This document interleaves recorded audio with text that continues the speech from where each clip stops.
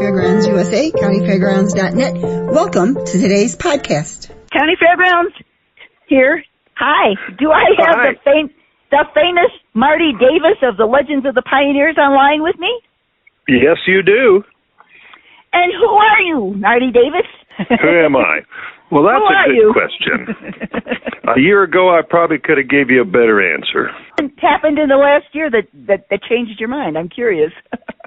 Well, I don't know if it changed my mind. It just kind of rocked my world a little bit, like everybody else's. But, I'm a guy who likes to play the music of the great American cowboy and entertain people.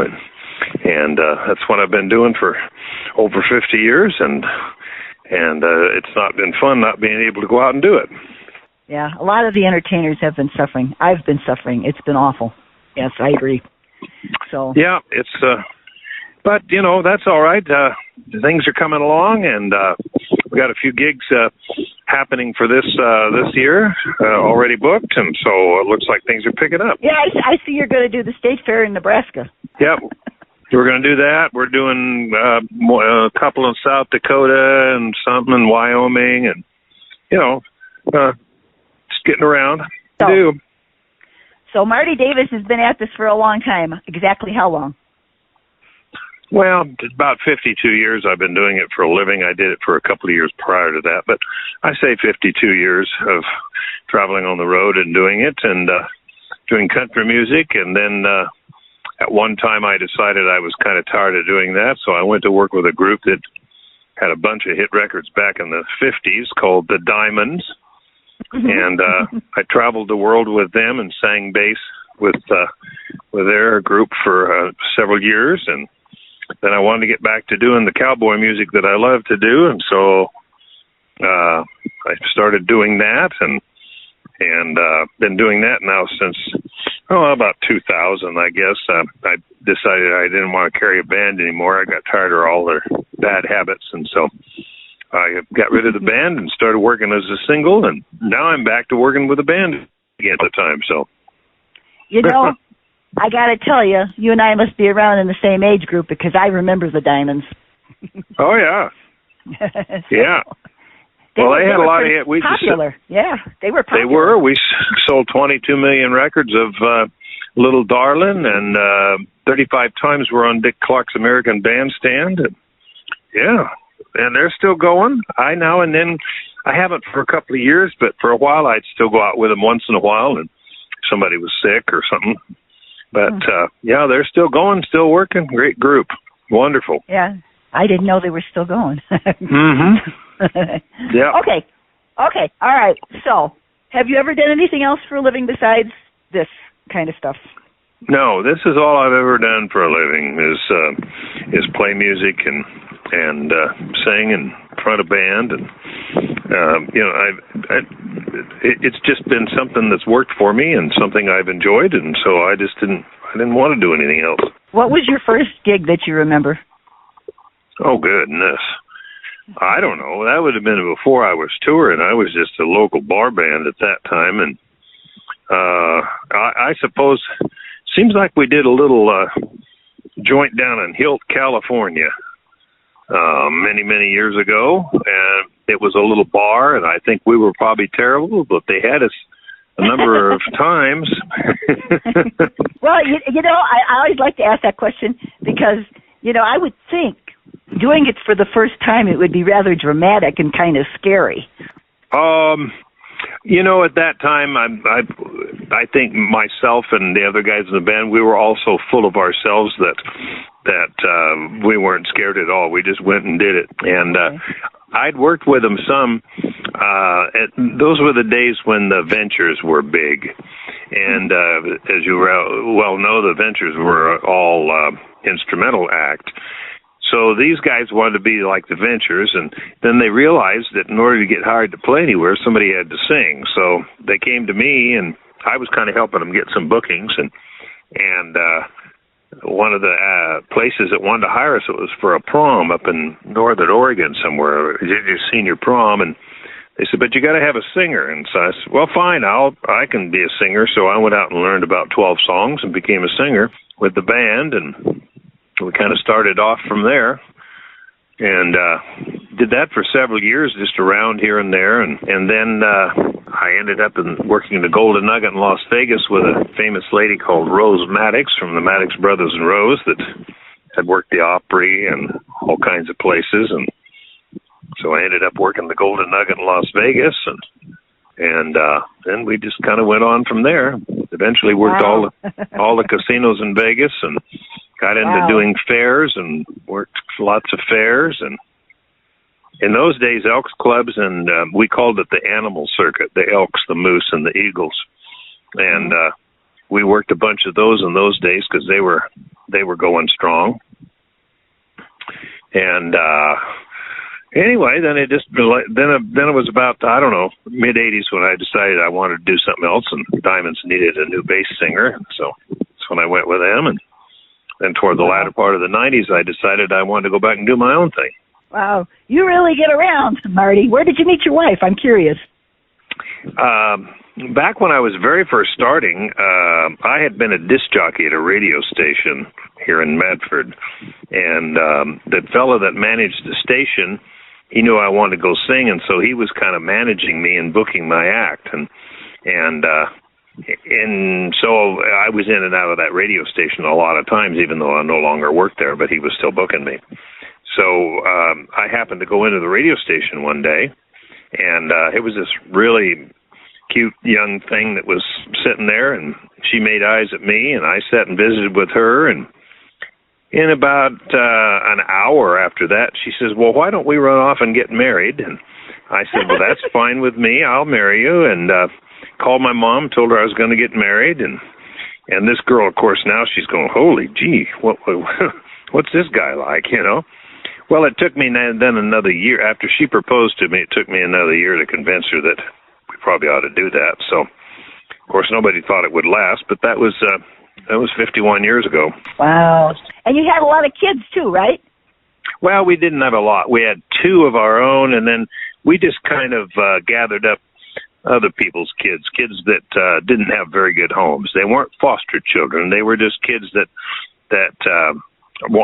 came to our place and saw a safe place and wanted to move in. So we told them fine, if they wanted to abide by the rules and do some of the chores, they could move in. And so we raised 2 or 3 other boys and another girl, and now they're just like our kids now.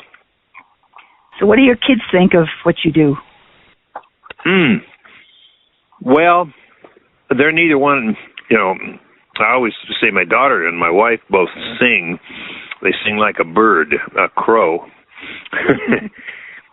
So, and my son, he could sing a little bit, but neither one of them wanted to do that. My daughter's just about to get her doctorate in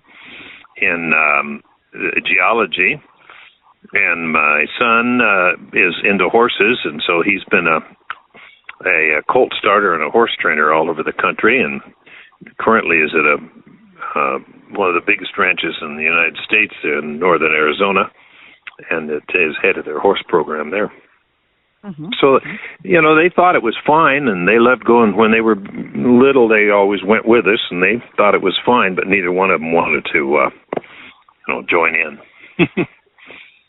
Geez, Marty, you played all the places in Las Vegas. That's a pretty big statement. Pretty much. I'm sure not everyone, but at that time, I never did. I don't think we ever did Caesar's Palace, but we did MGM Grand, and we did the Flamingo and the Aladdin and the Sands and the Frontier and the what else did we do? A couple of others that I can't even think of the names of offhand, and then downtown we did just all the Golden Nugget and the Union Plaza both downtown. So that was about 10 years of doing the Vegas thing, and then I realized that that was way too hard to work and way not near enough money. So we decided to go back and do some other things. And so you do county and state fairs. Do you remember the first ones that you did? Can you tell me about them? Well, it must have been in Oregon, would have been, I suppose. I don't know where.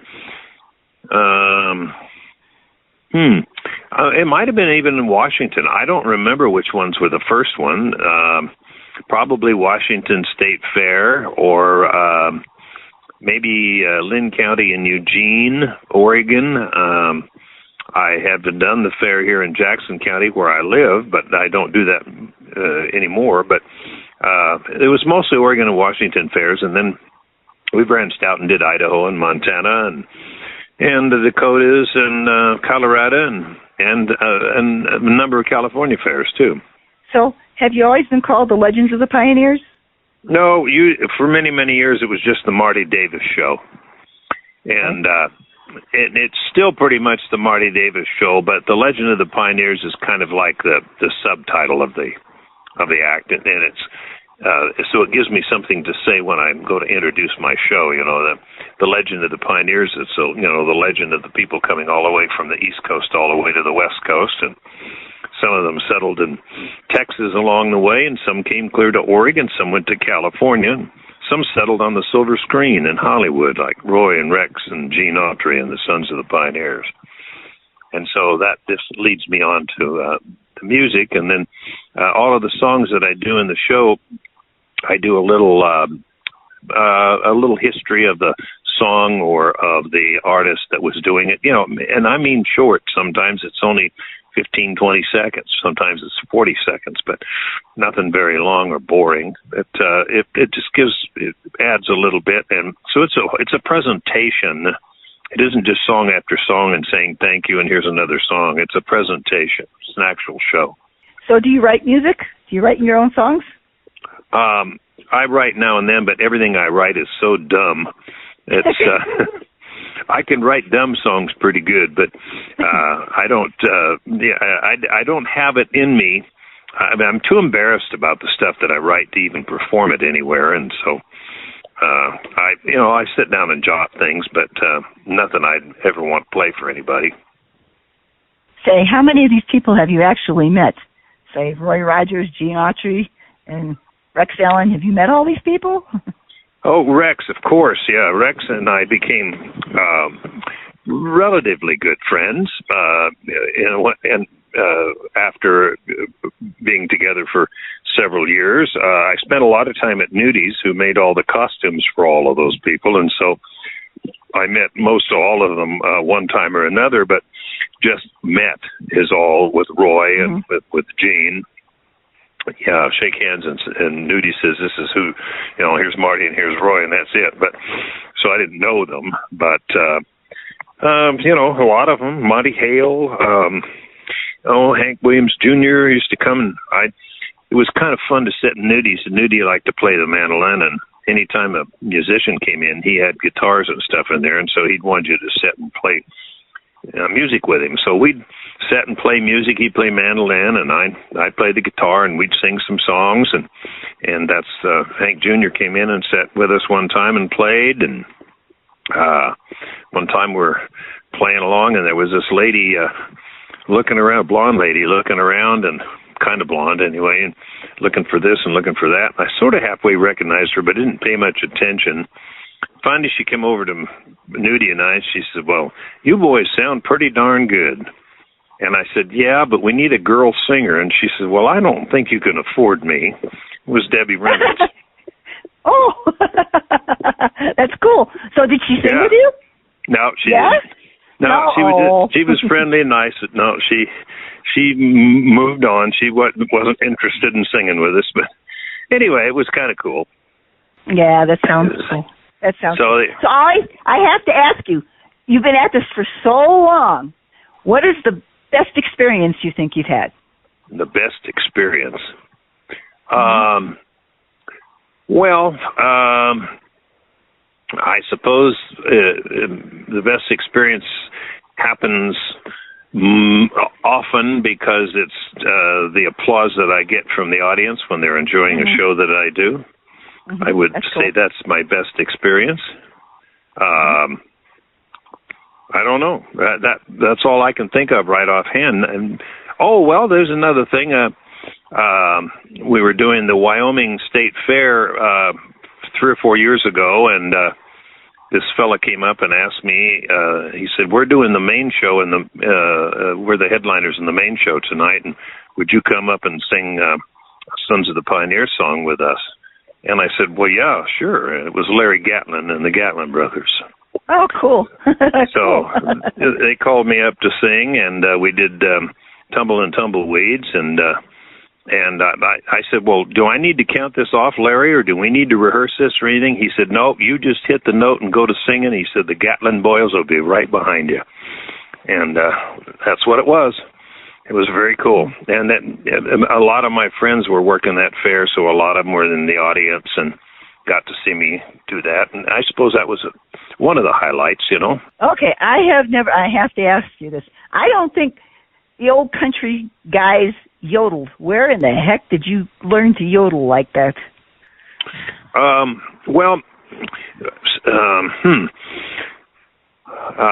When I was a kid, I used to listen to records a lot. I'd go buy records. And that's, you know, it's kind of where I found Johnny Cash and Patsy Cline and Marty Robbins and people like that, very young.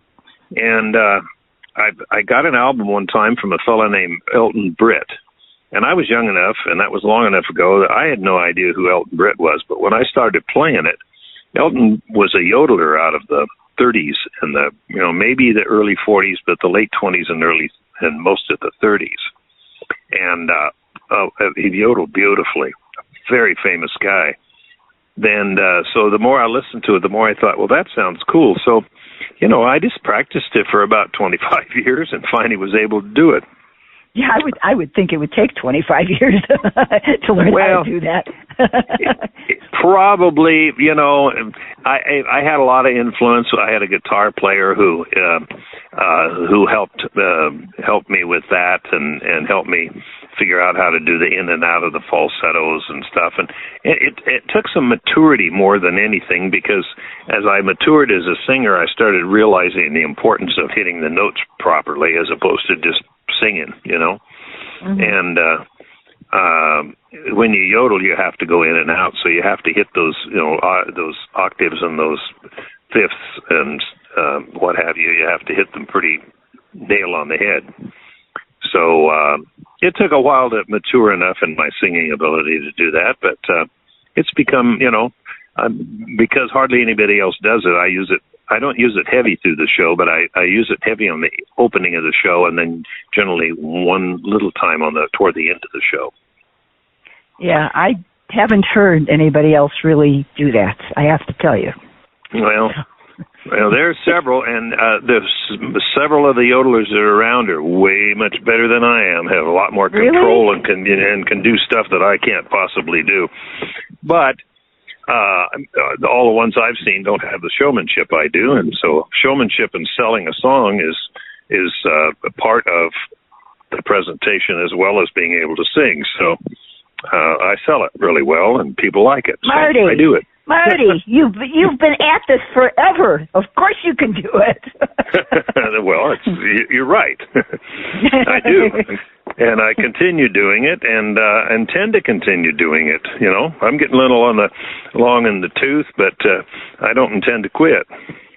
No, me neither. You just hang in there. That's what life's all about. So. That's right. I enjoy the life and the lifestyle. All right. So let me ask you, and I have to ask this.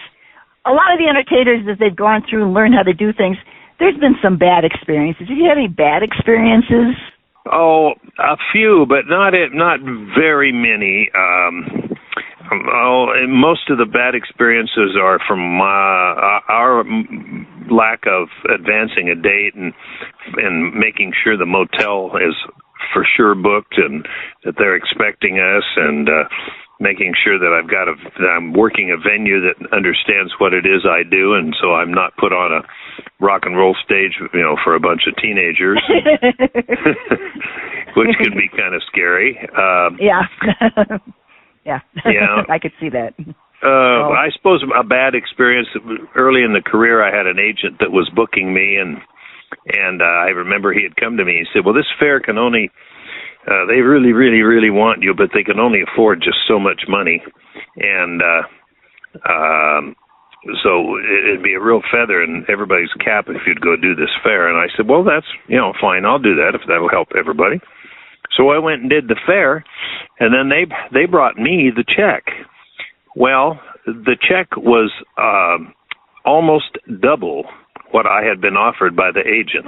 The check was supposed to go to the agent, and then he was going to pay me, and then so he was keeping almost double, almost half of what of the money. So that was a bad experience. I was embarrassed when the fair board brought me the check, and of course I'm not quiet about things like that, and I said, well, this is way more than I agreed to, and of course then they were embarrassed and felt like the guy had taken advantage of them, which he had, and so that was a bad situation. But there haven't been very many. Most of the situation have been pretty good. I think most of the entertainers, and I mean, we're in the business to make people happy, and that's why I got into this, because make county fairs make people happy, and happy is good. Exactly right. It's all about the audience. It isn't about me at all.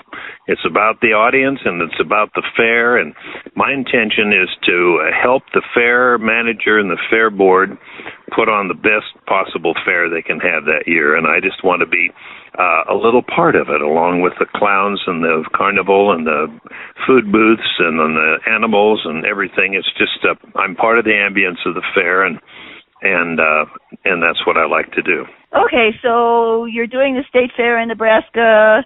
You're doing it with your band?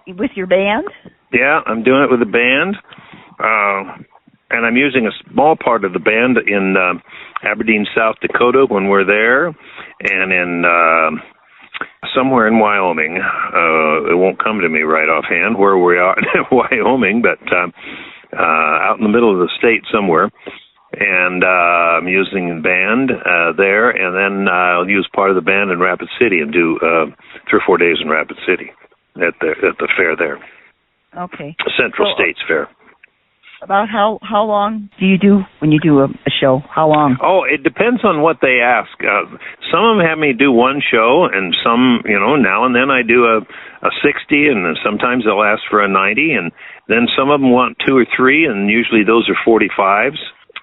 So I'm willing to do whatever it is the fair needs me to do and wants me to do.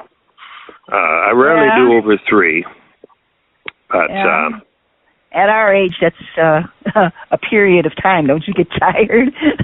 No, actually I don't. I get tired of sitting around waiting for the next show sometimes, and I get tired of sometimes the setup and the tear down, because fairs, they have act after act after act, and so you've got to set up and tear down in between different acts and get ready for your next show, or get off the stage for the next act. So that's I get tired of that part, but the actual playing and singing and being on stage, I don't get tired. I would imagine you come with everything that you need to set up, right? I do not carry a sound system. They furnish me sound, and they furnish me a stage. I come with my guitar and a little tiny amplifier that I basically use as a monitor, and give them a line out, and they put it through their system, and that's the way it goes.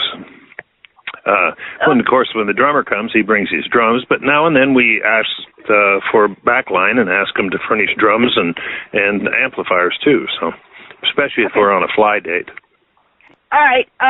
So, are you open to booking some more shows for this year? Oh yeah. Are you kidding? Yes, we're actively involved in trying to book some more things. We're not starting until late July, so I could use some, late June and early July dates, and I could use a couple of more August dates, and then that'd be just fine. I'd be happy camper then. Okay, so the inevitable question, how do people reach you if they want to book you?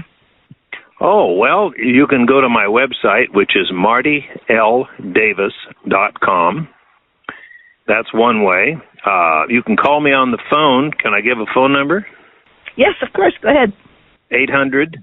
No, it's not 800. We don't have that anymore. What do we have? 541-840-3246. That's my phone number. They're welcome to call. If a fan wants to just call and visit, that's fine too.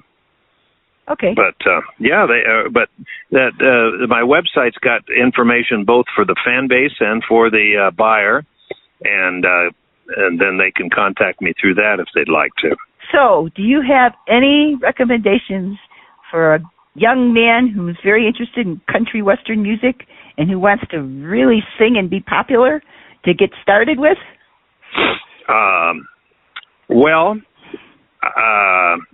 Kind of, yes. It'd be easier to know who I was talking to and that kind of thing, but you have to want it worse than anything in the world. You have to be willing to realize that you're not going to have very much in the way of security for the whole time you're doing music, because there's nobody to pay your unemployment tax, and there's nobody to pay your insurance and that kind of thing. It gets a little scary sometimes, especially when you got a band to pay and you're having to get into your savings to pay the band, but because they have to be paid anyway. So you just have to have your eyes open. It isn't just about the music. It's about the business in general. And also, like I did say before, it's never about the singer or the player. It's always about the audience. And the quicker you can learn that as a young person, the easier it's going to be on you, and the less, the less times you'll be dissatisfied with your show or whatever. If you're working just to those people instead of to yourself, it'll work out a lot better for you. And people will like you better, too. Okay, well, I've been thoroughly enjoyed talking to you, Mr. Marty, and I hope you have a good season and get some bookings, and we'll get you some good advertisement here. We'll stick you on the front page and a few other places. Great, Karen. I appreciate that very much. I appreciate you calling me. And like I say, any of those young people that want some advice, they're welcome to call me. And anybody who wants to buy my act, they're really welcome to call me. Okay, Marty. Thank you. Thank you so much. I appreciate it. All right. Thank you. Bye-bye. Bye-bye.